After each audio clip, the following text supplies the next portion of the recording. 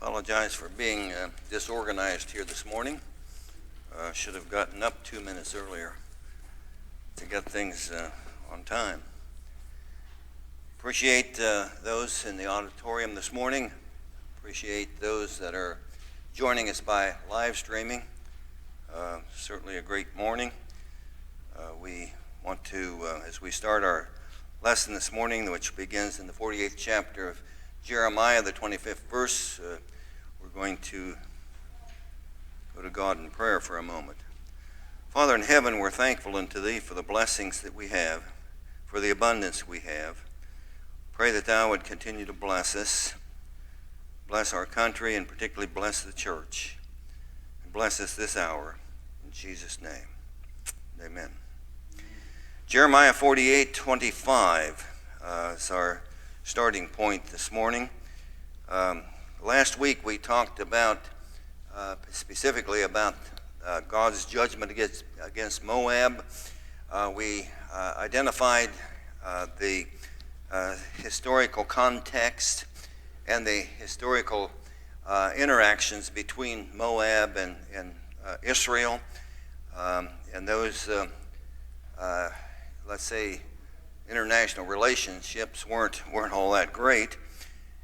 And God, because of Moab's evil situation, because of their idolatry, and specifically because their idol Chemosh, which was a god that they identified as requiring child sacrifice, God pronounced a tremendous judgment against them.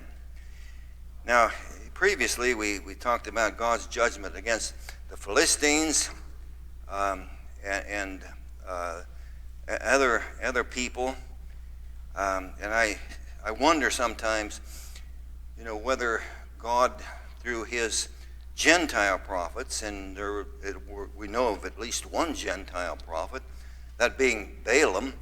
But I wonder if God judged or pronounced judgment on other nations other than what is revealed in the Hebrew Scriptures and the Hebrew prophets, including Jeremiah. But regardless, He pronounces judgment on those nations that have kind of a history with Israel. We're going to be talking in the future about God's judgment against Damascus and Kedar and other communities, other national communities. So, but today we're going to continue our discussion of the judgment against the country of Moab. And in verse 25, where we left off last week, we begin with the words, "The horn of Moab is cut off, and his arm is broken, saith the Lord." Now, the horn there certainly has to do with power. Those animals that have horns use them for fighting, for protection. It's kind of a symbolic of their power. And so apparently Moab was somewhat of a powerful nation. In fact, we know that in one point in history, Moab, Israel was in subjection to Moab for 18 years. And so Moab was a rich country. It was agriculturally, it was a fertile country, particularly known for grape arbors, grape juice production. And so they, among the nations, they had some clout, would say. Well, so God says, your horn is broken, your horn is cut off, your power is cut off, your arm is broken. Broken arms aren't very useful in combat. Well, their arm is going to be broken. And then in verse 26, he says, "Make ye him drunken, for he magnifieth himself against the Lord. Make him, as disabled as a drunken person. And why? For he magnified himself against the Lord. Not only by virtue of worship of this god of Chemosh and other idolaters figures, but because of his, as we're going to find out here later, of Moab's arrogance, of Moab's pride, and using that metaphor of a drunken person, make ye him, in verse 26, drunken, for he magnify himself against the Lord, also shall wallow in his vomit, and he also shall be in derision. Well, that's not a very, very pretty picture. What's this idea of derision? Derision. He shall be in derision. Sometimes, I suppose, people make sport of a drunken person. 100 years ago, or it seems like maybe 100 years ago, when I was teaching and took groups of students to New York from a rural community, and on the streets of New York at that time, there would be those that would be inebriated. And those kids from the rural area would see that and kind of make sport of it. Look at that guy. It was kind of like, boy, what a deal here. I don't think they'd seen that kind of thing before, and so they made sport of it, so to speak. Well, to be in derision would indicate that people around about were making fun of them. They were making sport of them, you see. That was a pretty morbid view there. In verse 27, for was not Israel a derision unto thee? Now, they were happy that Babylon had conquered Jerusalem. See, Moab was conquered about 5 years subsequent to the downfall of Jerusalem, and apparently they were having a big time. Well, that was great. We got rid of that. We've been enemies of Jerusalem for years, and now they're wiped out. And so God is saying to them, Moab, for was not Israel a derision unto thee? Didn't you make fun of them? Didn't you weren't they sport for you? He was found among thieves, for Israel was a derision unto thee. And was he found among thieves? Well, what do thieves do? They take what they want. Not necessarily all, but they take what they want. Well, same that metaphor here with regard to thievery. For since thou spakest of him, thou skippest with joy. They were really so excited about Israel's downfall that they were just, kind of jumping around with glee. They were joyful. That was a big deal for them. And God says, it's going to come back to haunt you. It's not going to be pretty. O ye that dwell in Moab, leave the cities and dwell in the rock.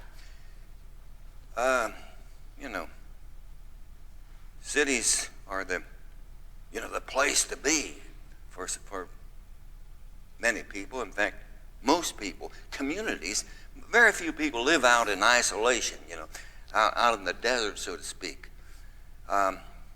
Humans come together in communities and in cities. And he's saying, leave the comforts of the city. You better get out in the wilderness. You better get out among the rocks. I mean, that's how bad it's going to be. It's going to be bad. O ye that dwell in Moab, leave the cities and dwell in the rock, and be like the dove that maketh her nest in the sides of the hole's mouth. Caves. Flee into the wilderness. Live in caves. Live out away from the cities because there's destruction. Now that's kind of the warning that's given. Now, there might have been some people, and I don't know how this information was conveyed to the people of Moab. They may have had, some of these people of Moab may have had, intel, information that destruction is coming, and some of them may have, taken this warning to get out of Dodge, get out of the territory, get out of the cities, get out of the communities, and go to the place of wilderness where, I'm sure Babylon, focused on the population areas when the Babylonians destroyed Moab. They probably weren't out in the desert looking for renegades. They were probably, they've no doubt focused on the cities. Now, we have heard the pride of Moab. What's that mean? Probably means that their pride and arrogance was known. That they were known for being a proud, arrogant people. We have heard. It's common knowledge. In parenthesis there, the prophet says, he is exceedingly proud. Well, that's interesting. We've heard their pride, and then parenthetically, he's exceedingly proud. Now, think about scriptures that with which you are familiar, and where does pride stack up in terms of evil, of God's disdain? Where does pride and arrogance stack up? Is it down here at the bottom?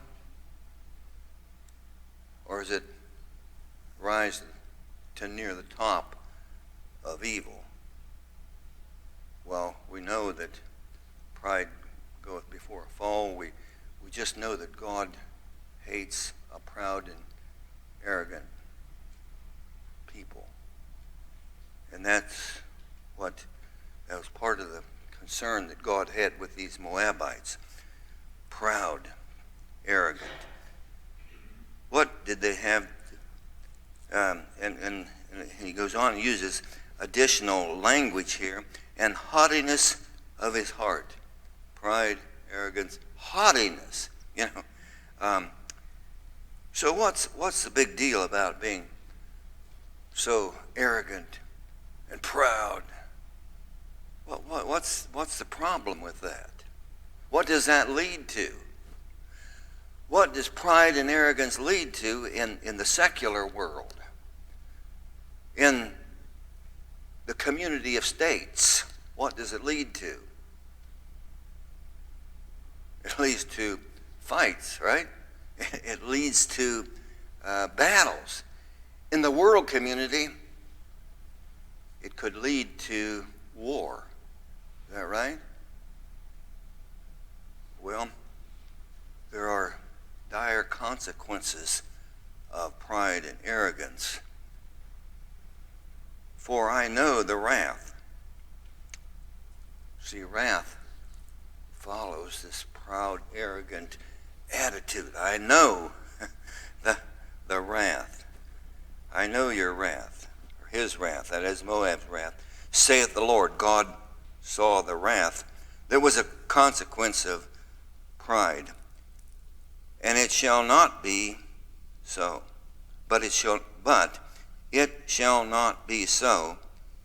His lies shall not so affect it. Well, that language is kind of interesting there, the way it's put together. The bottom line of it is that his lies are going to, wrath, lies, pride, they're all together. They're a life. They form a lifestyle, and that was their lifestyle. Therefore, I will howl for Moab. That's interesting. God's going to howl for Moab. Does God take pleasure in punishing? Was he taking pleasure in punishing these folks? Was Jeremiah the prophet, as he conveyed this message, was he taking pleasure in punishing these folks? Then, if he wasn't taking pleasure in it, why did he do it?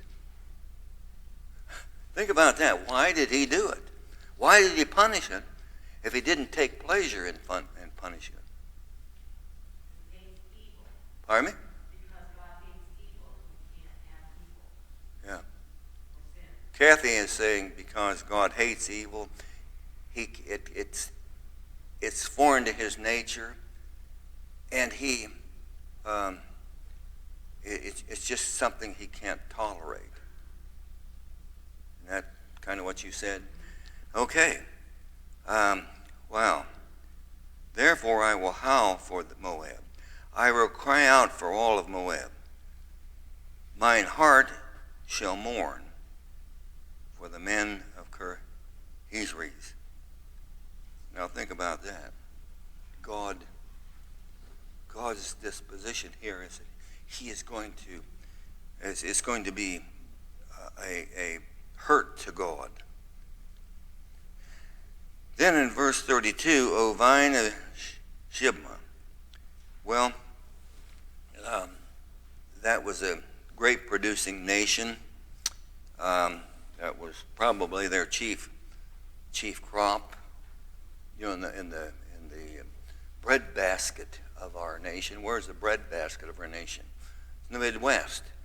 Why is the bread basket? Well, it's corn and wheat, and soybean. Those agricultural products that are pretty important to our livelihood, our economy, and of course our well-being. Well, they were known as a grape area. Some parts of the United States are known as, a grape producing area.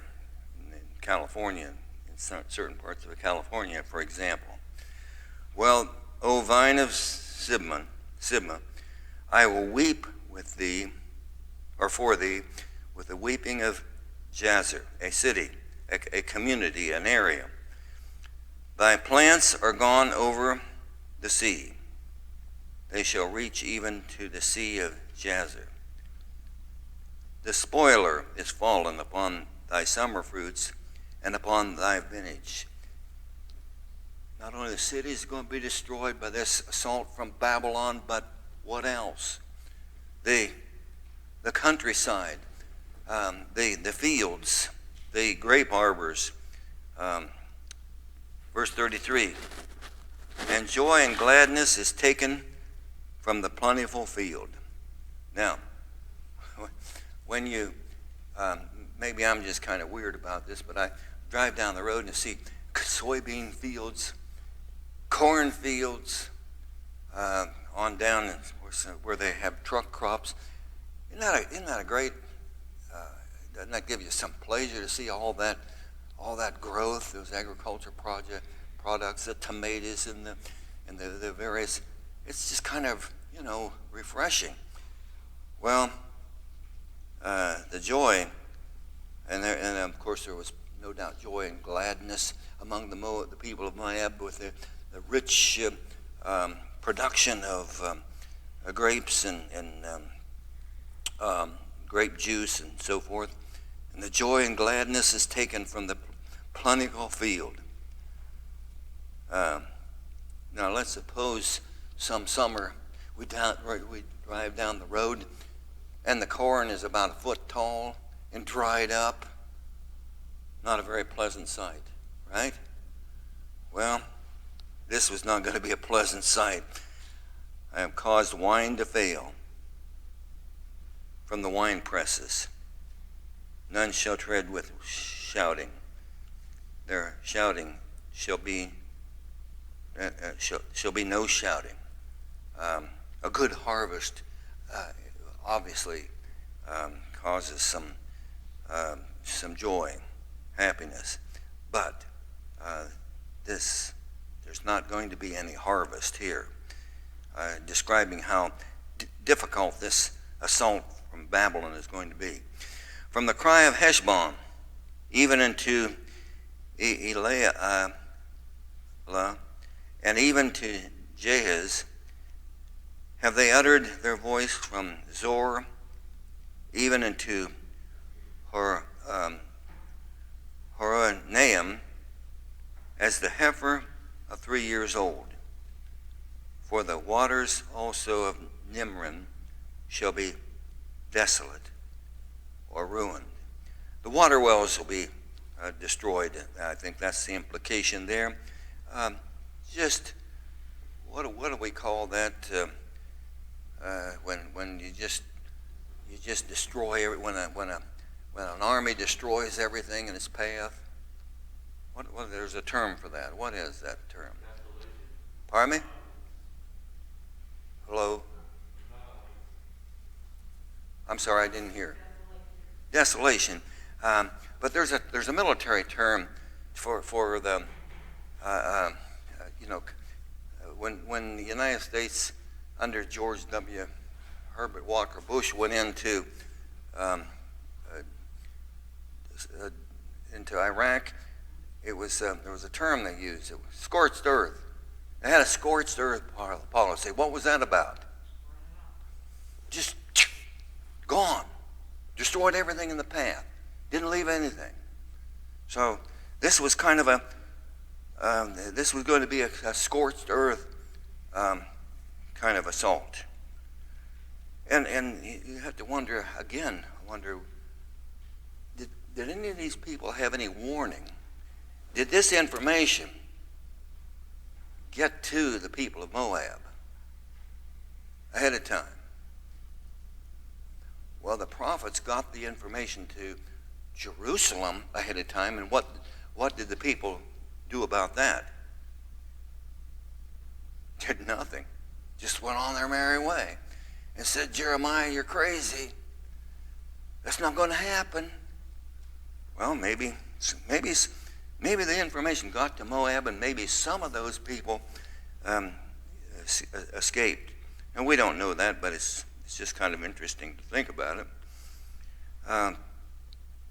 Let's go down to verse 35. Moreover, I will cause to cease in Moab, saith the Lord, him that offereth in the high places, and him that burneth incense to his gods. Going to get rid of pagan worship here now. And we have to think that was kind of God's motivation in destroying Moab, to get rid of the idolatry. Get rid of the child sacrifice to the god of Chemosh, or Molech, and in other cultures they called the same god Molech. In fact, in the Ammonite culture, they called it Molech. And then in the Philistine culture, that was the god of Molech, and even adopted in Jerusalem. How sad was that? Moreover, and let's read that again. Moreover, I will cause to cease in Moab, saith the Lord, him that offereth in the high places. There are places of pagan worship, shrines of being there, and him that burneth incense to his God. Therefore mine heart shall sound for Moab, Now, there again, God is saying, Jeremiah is conveying this message, therefore mine heart shall sound for Moab like pipes, and my heart shall sound like pipes for the men of Kirheshres, because the riches that he had gotten are perished. Now he's giving here a kind of a funeral image, a funeral metaphor. God saying that my heart shall sound for Moab. And of course those pipes and so forth had to do with the music that was associated with the funerals, like pipes for the men of Kirheshres, because the riches that he hath gotten are perished. And again, God took no pleasure in having to destroy this culture. For every head shall be bald. There was something about the bald head that was a real downer for people of that culture. For every head shall be bald and every beard clipped. Again, there's something about, when David sent some folk on an envoy to another country and to convey his condolences to the son of the king that had died, and then the people of that country shaved off half their beards. That was a great insult. That was a real problem. It's kind of interesting that in our in our state, in our area, and there was some people in the Amish, among the Amish, shaved off somebody. They were in contest with and they had a fight with another Amish group, and they shaved somebody's beards off. That was a great. In fact, that act rose even in our social order, respecting the customs of that particular group. That rose to the point where some people were jailed as a result of that kind of an assault. And so this was a very for that culture, this was a very a difficult situation. Every head shall be bald and every beard clipped. Upon all the hands shall be cuttings, and that there was a practice of cutting oneself in great distress as kind of a religious act. And upon the loins sackcloth. Wearing sackcloth was also a sign of real distress. In verse 38, and there shall be lamentations generally upon all the housetops of Moab. The housetops, there's, sometimes some of those houses just had the roof was flat, and they used that for various activities, and in some cases there they used that as a shrine for the worship of false gods. He said, in the streets thereof, let's read that verse 38 again. For there shall be lamentations, that is weeping, generally upon the housetops of Moab, and in the streets thereof. For I have broken Moab like a vessel. Now, in this section of Jeremiah, the record here, now Moab is going to be likened to a vessel. For I have broken Moab like a vessel. The metaphor there is one of, so you have a precious vessel, a beautiful vessel, and it's broken, shattered into lots of pieces. What do you do with it? Well, it's headed for the garbage dump because there's nothing, you can't put it back together. Well, that's going to be the situation with Moab. That metaphor of a broken vessel is saying that Moab is finished. As a nation, it is gone. It's a broken vessel. It's thrown down to the, let's say, thrown down to the city dump of history, or the dump of history. They shall howl, saying, how is it broken down? How'd this happen? Somebody breaks a precious vessel of some sort. You know, they probably ask the question, well, how'd this happen? You know, what's, and people around about are going to say, how is this happening to Moab? How hath Moab turned the back with shame? So shall Moab be a derision. Now there's that word derision again. A laughing stock to the people around about. A derision and a dismaying to all them about him. Some people are going to be, excited about it, laughing about it, having a good time about their downfall. Others are going to be kind of dismayed. Well, what happened after World War II? What did this country do for some of the countries that were destroyed?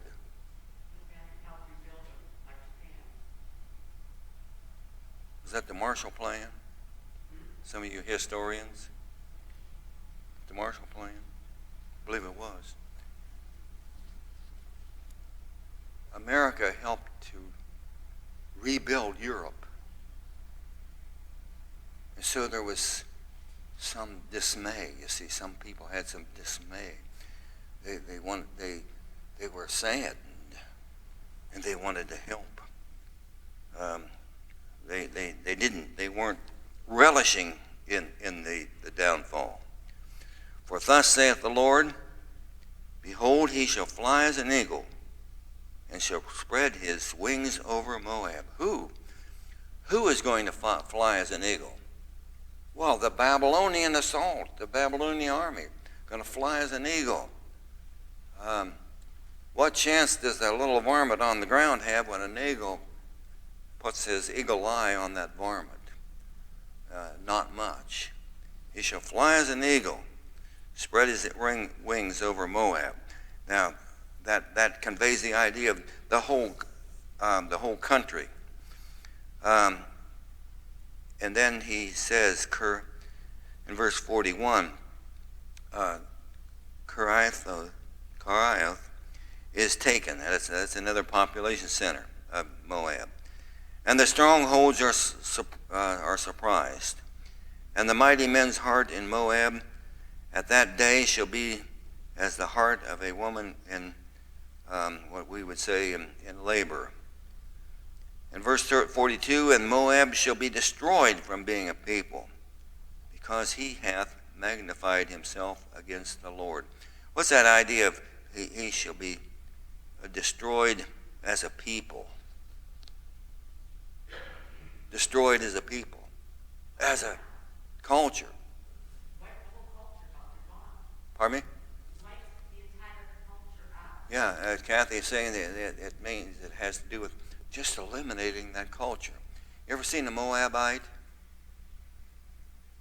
Have you seen Jewish people? Have you seen Egyptians? But have you ever seen a Moabite? Well, Moab shall be destroyed from being a people, a nation, a culture, because he hath magnified himself against the Lord. Now, does that mean that there would be no people, no Moabites left? Well, there probably would be some. They would be assimilated into other cultures. And it is a matter of history that some of them may have been, well, I shouldn't say it should be a matter of history. When I say, then I follow up and say they may have been, but it is believed that some of these people were absorbed into the Arabian culture. And Moab shall be destroyed from being a people because he hath magnified himself against the Lord. And what's the reason? Why did God wipe them out? They magnified himself against what? That idea of magnified. What's the idea? What's the notion of being magnified? Made himself better than God. Kathy's saying made himself better than God. The idea of being magnified. When you magnify something, it's bigger. I mean, they were big against God. They were probably proud of it, against God intensely, big time against the Lord. Verse 43, fear and the pit, fear and the pit and the snare shall be upon thee. Talking to some folks yesterday in the northern part of the state, children in the family, and they mentioned that they had gotten 45 muskrats this year. They trapped. Wow. They got some fur-bearing bandits. That will upset PETA, but we'll just go on from there. So how'd they get those? Well, a snare, fear, and the pit, and the snare, the trap, shall be upon thee, O inhabitant of Moab, saith the Lord. Wow. He that fleeth from the fear, falleth in the pit. And then he that getteth out of the pit, okay, afraid, runs, falls in the pit, gets out of the pit, what happens next? He'll be taken in the trap. For I will bring upon him, even upon Moab, the year of their visitation, saith the Lord. Now, in other words, you're not going to escape. You might escape the pit, snare, but you're going to be taken. Moab is finished. I will bring it upon Moab the year of their visitation. That idea of visitation, what's that imply? Or what's that say? God's going to visit them. Is he going to visit them with good tidings? Not in this case. He's going to visit them with his wrath, with his judgment. And then in verse 45, they that fled stood under the shadow of Heshbon. Now, apparently, Heshbon would be one of the later cities to be assaulted by Babylon. And they that fled stood under the shadow of Heshbon because of the force. But a fire shall come forth out of Heshbon, and a flame from the midst of Sihon, and shall devour the corner of Moab, and the crown of the head of the tumultuous ones. Which really conveys the idea, wherever you go, whether it's a major population center that might in fact be able to provide some resistance, but wherever you go, you're not going to escape. Woe, in verse 16, woe unto thee, O Moab, the people of Chemosh perisheth. Now, people, they were known to be the people of this god Chemosh. They were a Chemosh nation. We talk about Iran being a Muslim nation, right? We used to talk about America being a Christian nation. In fact, I was reading in 1837, the superintendent of common schools in Ohio,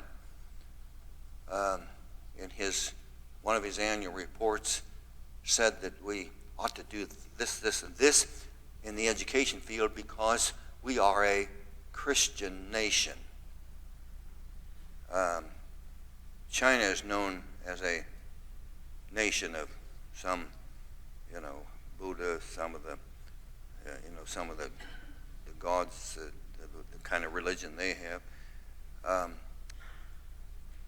Other countries are known as a secular nation, but in this case, this Moab was known as a Chemosh nation.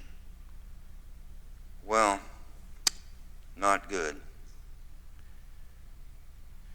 Woe unto thee, O Moab, the people of Chemosh, perisheth, for thy sons are taken captive, thy daughters captives. Verse 47, yet will I bring again the captivity of Moab in the latter days, saith the Lord. Thus far is the judgment of Moab. Now that's a troubling verse, because Moab is, as a nation, is no more. Egypt remains, certain other countries remain. Yet will I bring again captivity of Moab in the latter days, saith the Lord. Thus far is the judgment. Now let's look at that verse again. Yet will I bring again the captivity of Moab. Something's going to happen. Biblical scholars have wrestled with this verse. There's a kind of a general agreement among some of them that this has to do, and we mentioned this, I think, last week in our introduction to the class last week. When Moab was destroyed, some of the folks associated with the Arabians, and on the day of Pentecost, among those various cultures and people that were identified as being present on the day of Pentecost were the Arabians. And so there is a line of thought here that this could have to do with some of those descendants would have been there on the day of Pentecost. Now that might be a reasonable understanding of this verse, because Moab doesn't exist as a nation today. Well, so much for Moab. The last segment there says, thus far is the judgment of Moab.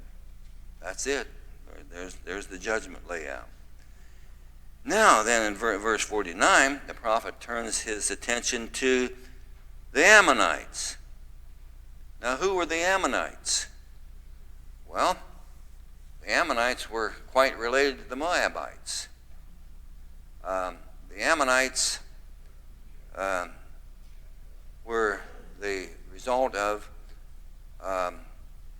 the people from Lot and his younger daughter. The Moabites were the product of the Lot and his older daughter. And so those two nations were very closely connected, not only in terms of bloodline, but in terms of territory. They were, they lived in the same general area. Now, we won't have time to get into this today, but these Ammonites, had a long history of fighting with the Jews. But when the Jews came into the Jordan area, they were about to cross into the Canaan land, the Moabites and those people of those Ammonites, they were in cahoots against Israel. And we will pick up there and go into some detail on that next week.